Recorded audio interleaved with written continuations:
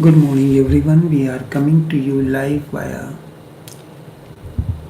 YouTube streaming, via Facebook streaming, and also via Skype online. Each one of you is welcome to this live streaming. Going within,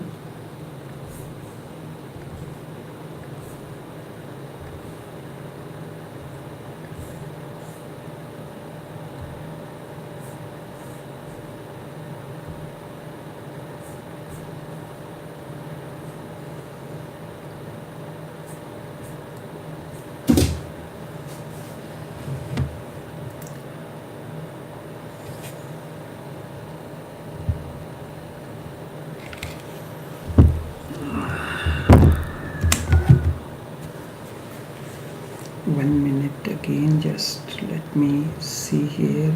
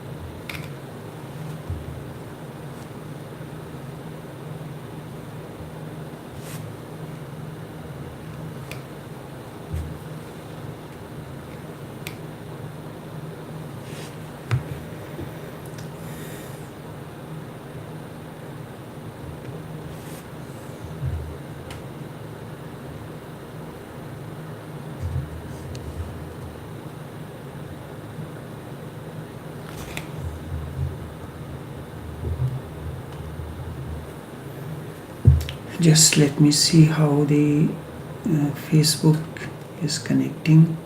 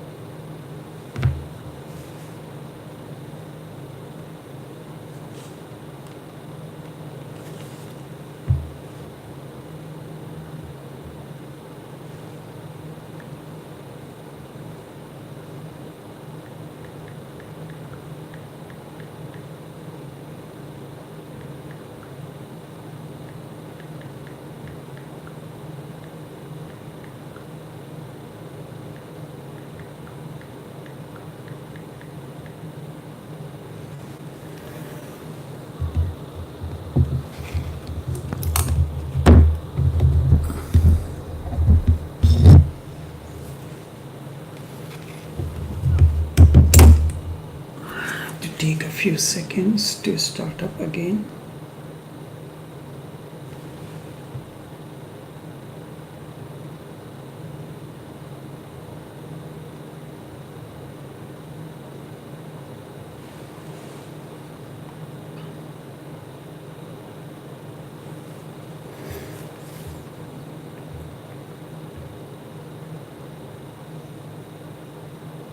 Let me just connect to the Facebook streaming again.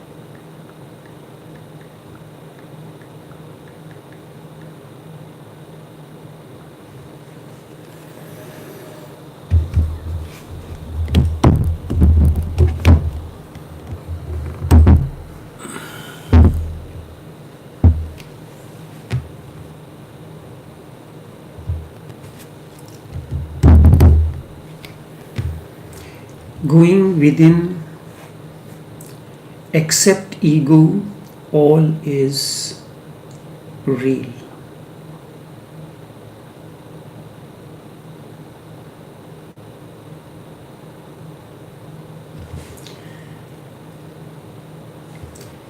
To me, you are the seed of infinite possibilities, the seed of Buddhahood. You can blossom in any form. The blossoming is very important.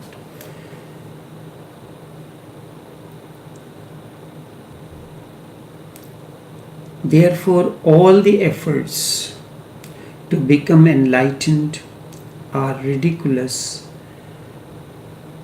if you do not accept this basic fact that you are the seed of Buddhahood.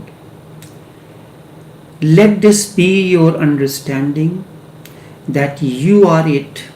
If the seed is not there, you cannot blossom. The seed is very important, and if the seed is there, then any possibility of you thinking that you have to become enlightened is wrong. This is the right beginning. Start with this vision. Do not be worried about anything. And this is the whole process of the Heart Sutra. It will make it clear to you that accept ego. All that is there is real. The only thing that does not exist is ego. Everything else is real. There are people who say that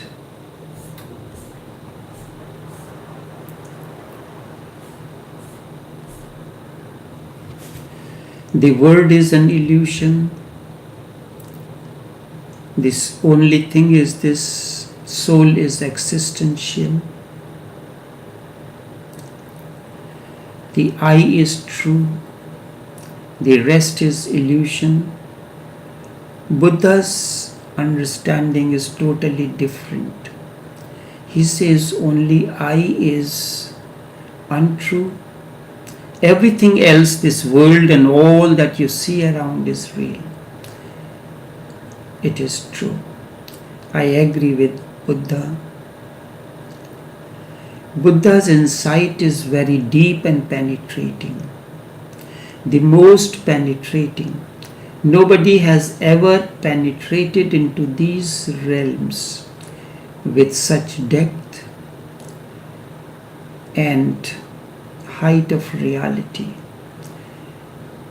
But start with the idea, with the climate around you, with this vision.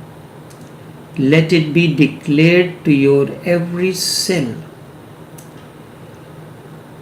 of the body and the thought of your mind. Let it be declared that every nook and corner that I am a Buddha. And don't be worried about I. Rest will be taken care of. When I say Buddha, I do not exclude anything else. Buddha is a state of awakening. Just as we use the word blossoming for all the flowers, be it marigold, be it chrysanthemum, be it periwinkle, or any flower, the opening of the flower, we use the word blossoming. So opening of the flower of your being, we use the word Buddhahood or Christhood. Since I am speaking on Heart Sutra, it is relevant to use the word Buddhahood. The two things, I and Buddhahood, does not exist together. Once Buddhahood is revealed to you, I disappears. It is just like the darkness disappears the moment light comes in. Before entering into the sutras of the heart, the Prajna Paramita Hridayam Sutra, it will be helpful to understand a little framework, a little structure. According to ancient Buddhist scripture, there are 7 temples. Just as in Christianity we talk about 7 churches, Buddhist scriptures speak of 7 temples. Sufis speak of 7 valleys. Hindus talk about 7 chakras. Buddhists talk about 7 temples. The first temple is physical. The second temple is psychosomatic. The third temple is psychological. Fourth is psycho-spiritual. Fifth is spiritual. Sixth is spirituous, transcendental. And the 7th is the ultimate, the temple of temples, the transcendental. These are the 7 temples. The physical, the psychosomatic, the psychological, the psycho-spiritual, the spiritual, spirituous, transcendental,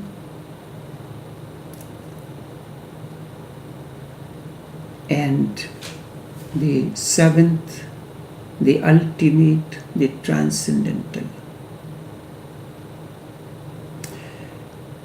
So when we speak of something, we are speaking on the sutras of Heart Sutra.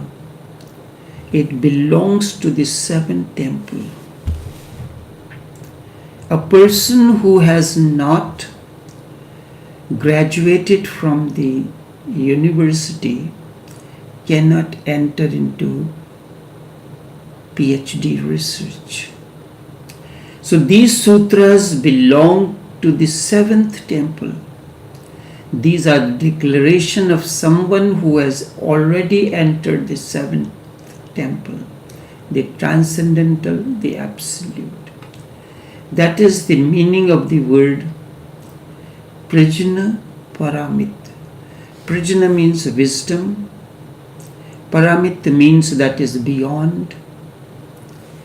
The wisdom of the beyond.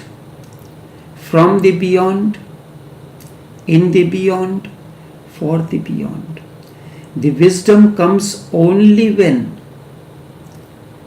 all the identification have transcended. You consider yourself to be this, that you are a male, a female, you are a doctor, engineer,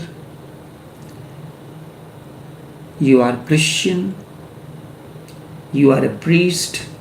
All these are identifications.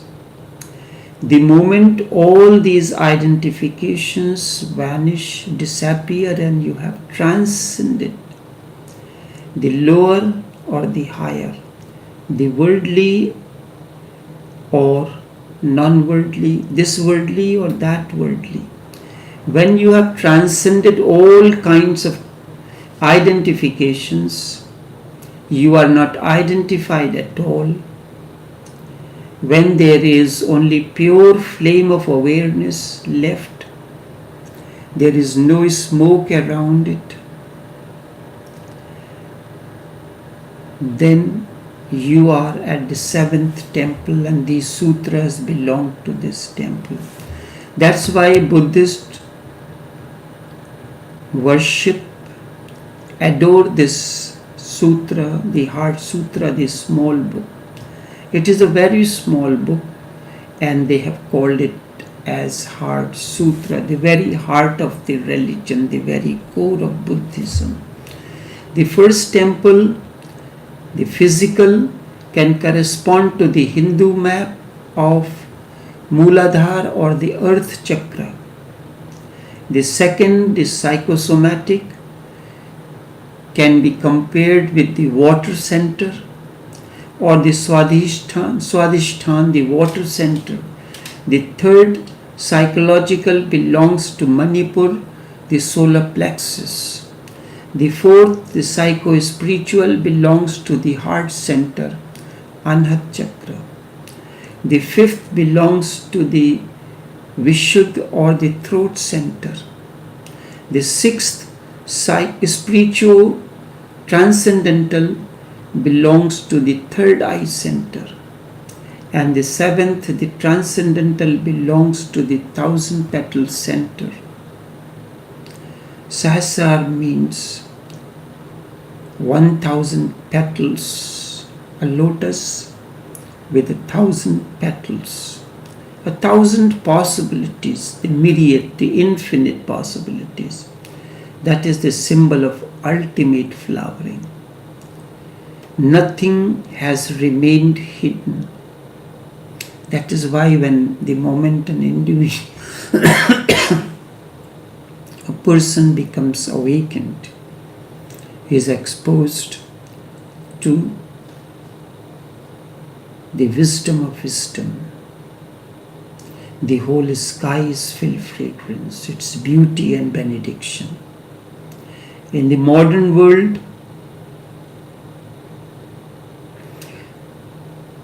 a great work has started in search of the innermost core of the human beings.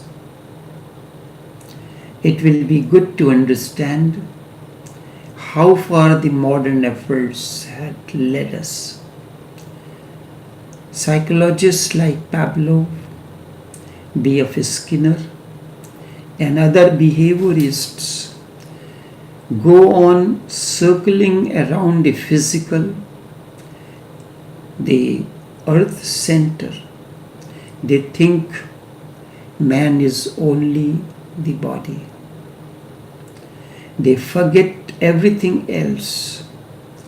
These are the people who explain man through the physical, the material.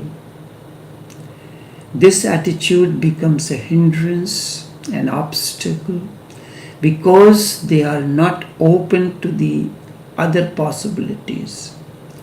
When from the very beginning you deny that there is nothing other than the body, then you deny the exploration itself.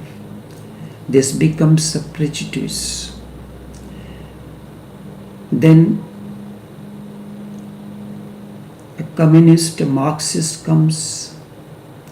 He is atheist, behaviorist, and people who believe that man is only a body, their belief closes the door of higher realities. If you think you are only the body, you have denied any other possibility, even if it happens. They are blind. And physical is there. It is most apparent. It needs no proof.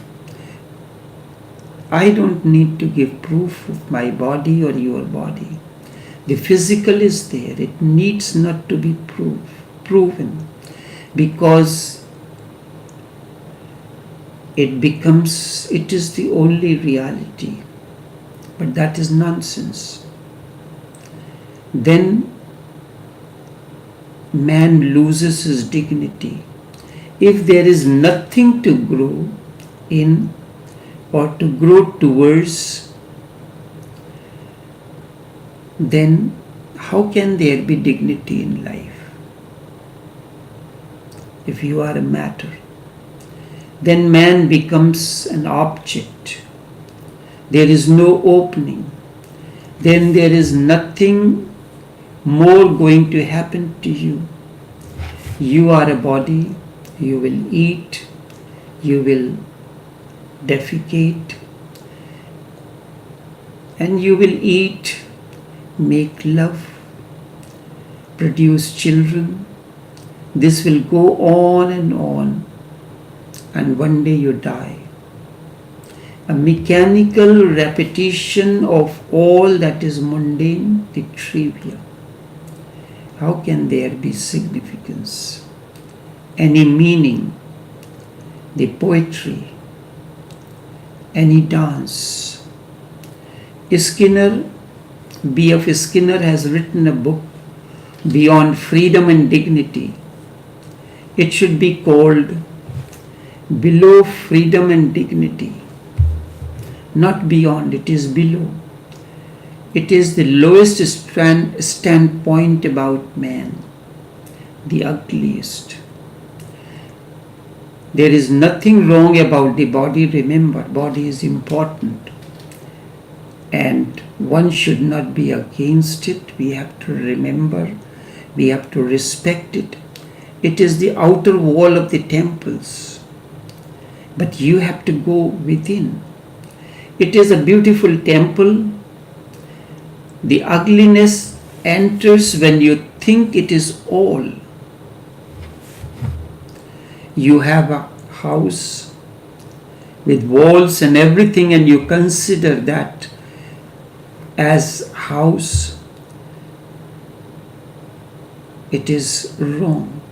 Unless it has a deco and setup inside, man cannot be conceived. Man can be conceived a ladder of 7 rungs.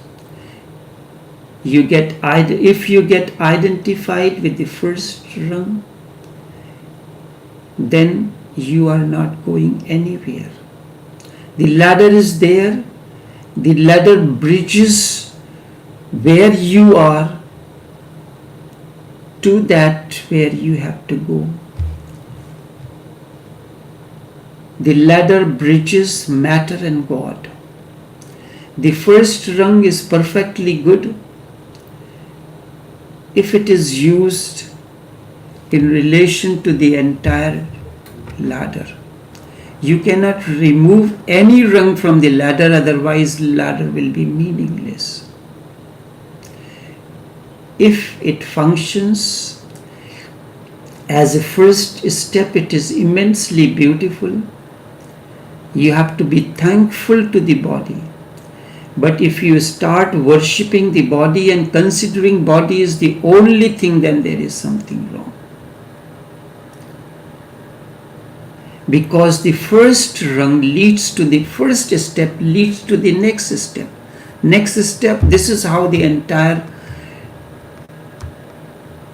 the steps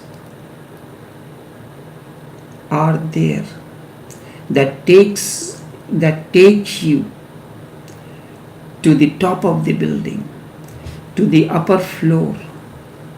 Without the steps or staircase, you cannot reach to the next floor. In order to reach from where you are standing to reach to the next floor, you need the staircase. Staircase have different steps. First must lead to the next lead, and the second must lead to the third. You have to be thankful to the body because it is the starting point. But if you start worshipping it, you remain on the first and you forget the remainder of the 6 rungs,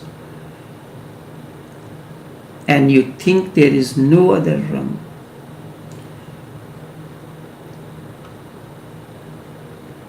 Then you are stuck. Hence, people who are materialist, they have always remained stuck. They feel something is missing, but they do not know where to go, how to find it. The more they move in rounds, in circles, they come again and again to the same point. They get tired, bored, and they contemplate on committing suicide. If there is nothing higher, nothing leading to the higher in life, life becomes meaningless. They become tired, bored, and their whole effort in life is to find some kind of sensation, so something new can happen. But what kind of new can happen? If you have denied the remainder, all the things that are going on being occupied,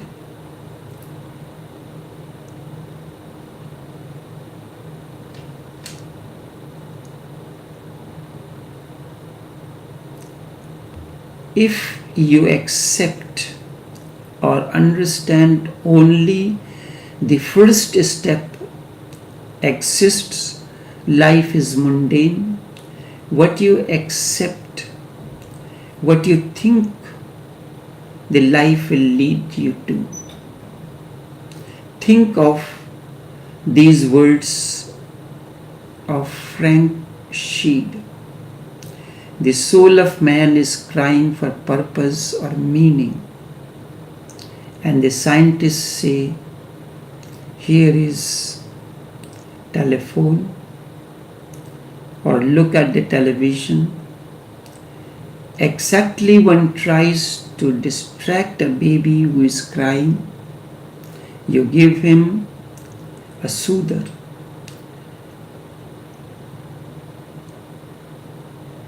Or you make the funny faces. The leaping invention of all these things that you see has kept man occupied, to keep him from remembering that which is troubling him. These are the words, I repeat it again, the words of Frank Sheed. The soul of man is crying for the purpose or meaning. And scientists say, use the phone, use the television, and other facilities. This is how we try to distract the child who is crying for mother by offering him sugar sticks, making funny faces. The leaping stream of inventions has served extraordinarily well to keep man occupied in so many things. All that the modern world has provided you with is nothing else but sugar sticks, the toys to play with. And you were crying for the mother, you were crying for the love, you were crying for consciousness, you were crying for the significance in life, and you are given beautiful things like the telephone, the television, and so many other beautiful things, so many television programs. So if you are bored, you come from outside, you turn on and log into your favorite television show. This state of affairs is ridiculous. It is absurd. Excuse me. It is absurd that it seems almost inconceivable how we are going to live with it if we are caught in the first rung. Remember that you are in the body, but you are not the body. Let it be understood. Let there be a continuous awareness. You are in the house, but you are not the house. You live in the house, but you are not the house. You live in the body, but you are not the body. This you have to remember. Remember that you are in the body, but the body is not you. Let that be a continuous awareness in you. You live in the body. The body is a beautiful abode. It is a resting place. Remember, I am not for a single moment hinting that you go anti-body, you go against the body. But you have to remember the reality of it. Body cannot be denied, but it exists. But you are not the body, and body is not the only thing. And if you start denying the body, and that is what the spiritualists have done down the ages, the materialists go on thinking that the body is all. These are the two people who are opposite to one another. They move in the opposite direction, in opposite extremes. They start saying, the spiritualists start saying body is illusory, body is not. Destroy the body. So the illusion is destroyed and you become really real.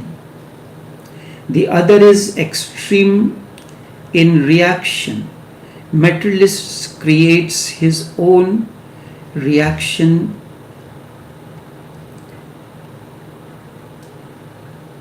but they are partner in the same business. The body has to be lived. It has to be loved. It is a gift of God. It is the greatest miracle that has happened. Not for a single moment be against it, and not for a single moment think that this alone is the reality. You are far bigger. Body is the jumping board. When you go for swimming or some other related sports, you take a jump from the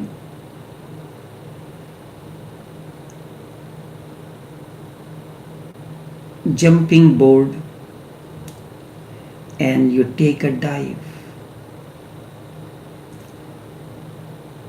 Body is the jumping board.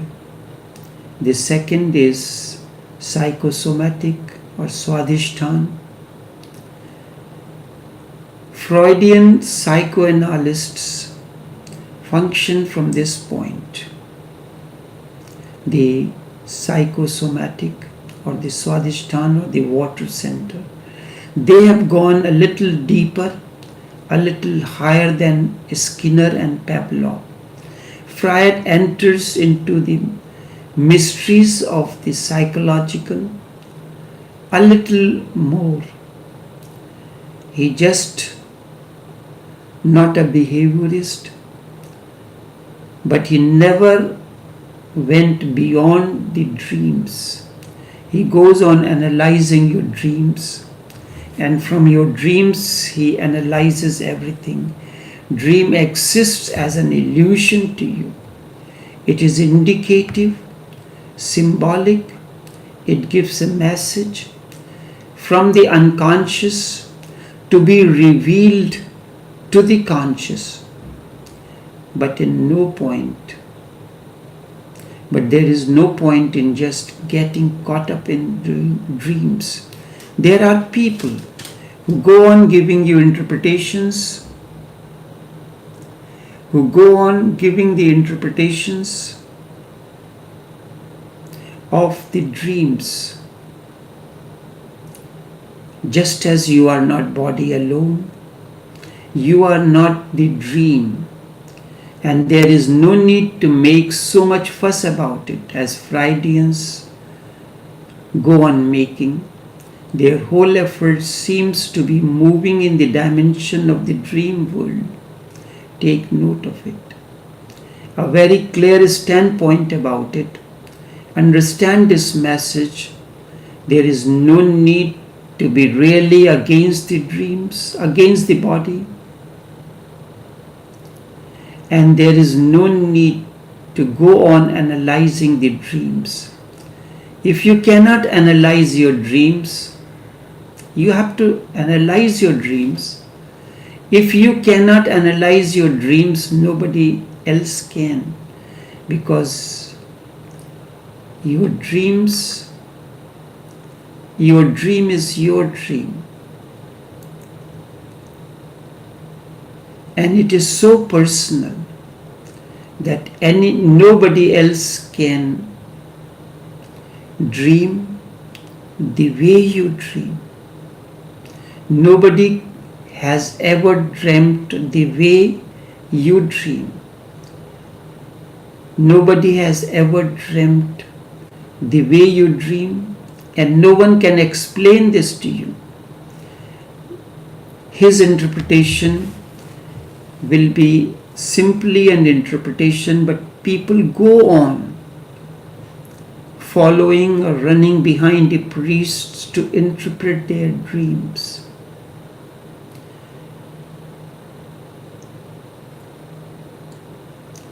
Only you look into it, and in fact there is no need to analyze a dream.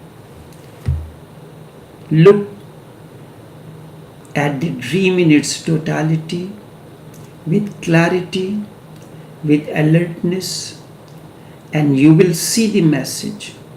It is so loud. There is no need to go for psychoanalysis for 3, 4, 5 or 7 years.